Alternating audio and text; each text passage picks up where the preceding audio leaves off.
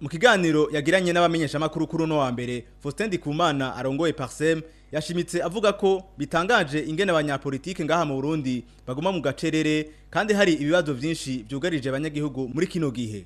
Sinumva uravye ingwane zazira mu Burundi atamunye politika sokora kwavuga ati inyishu yanje kuri iki kibazo ni hitwomara imyaka 10 twitwa ngo twarinjiye muri demokrasi. Igihugu ngo carasinyaye amasezerano yarusha ngo Kristable ngo amoko arumvikana umuragishwa mugabo gasanga muri 2010 muri imyaka 10 iheze haracari abana ijana bapfira mu ntambara utumva ivyo ari byo. Wewe washaka kumbwira ati igihugu ibiciro biduko bishatse ntiwumvunye politiki cavuga. Igihugu hama ingwa mu by'ubutunzi kunuka, igihugu hama ingwane mu by'ibituru kunuko amahinduka yoba nyimbara ama reforme ntuyavuge. Faustin Ndikumana yabandanije yerekana ko mu migambwe baturukamwo abanyapolitike bari bakwiye gutandukanywa n'inyishu bafitiye ibibazo biba bihanze abarundi. Havuka ama coalition ni vision muhuriye kuki vision ni yihe. Wewe uri kubutegetsi dufitiye yihe vision.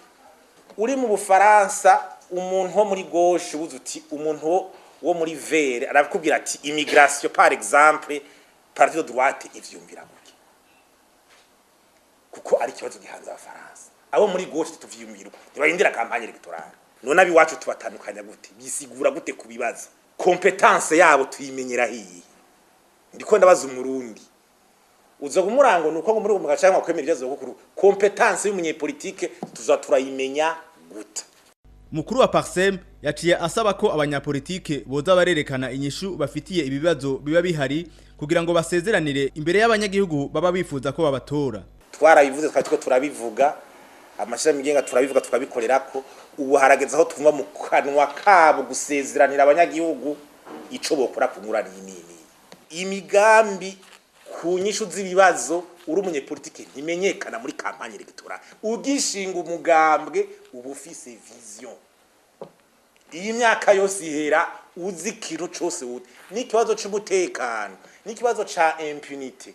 Iyi faiblesse muri planification de l'administration inyishu yayo ni yihe. Uzogira iki udusezeranira iki nawe kugira ntuvuga ati have ndahaje mbandanye vya bindi.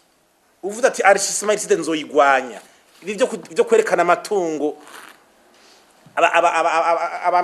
abategetsi b'injye ngo se bayavuye dusezeranire kuzocubigira wewe basi abandi vyarabananiye. Akaba yarangije ikiganiro ahamagarira cane ugwaruka kutaza rurahendwa n'abanyapolitike barukwegera mu ngwano aho gutegura kazoza kago.